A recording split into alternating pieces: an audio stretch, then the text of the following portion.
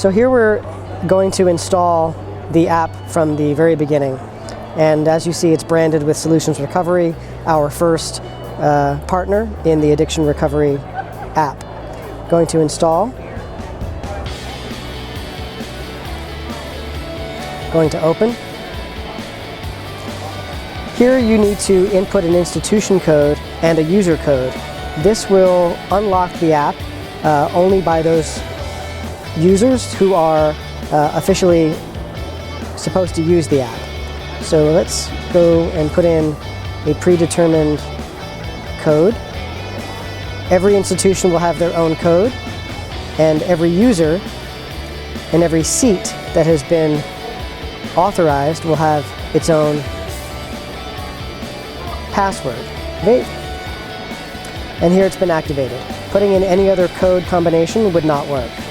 Here, a person can type in the display name that they'd like.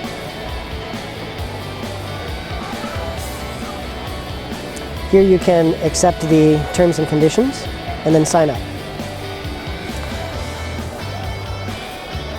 Here it allows you to choose your sobriety settings. We're going to choose a quit date of October 16th, which is today. A quit time of 12:11. And now here's where I put in the number of drinks that I typically would drink in a day. And let's say I have a 10 drink a day habit. If I also did drugs, then I could put the number of drugs that I would typically do in a day. Let's say I did 5 different drugs in a day. And let's say that my daily habit cost me $100. Here I can change, add a picture or an avatar, and I can take a photo. So we're going to choose that as my photo. And there I am right there. And I will give myself a name. Recovering guy. And I can write something about myself. Happy to have started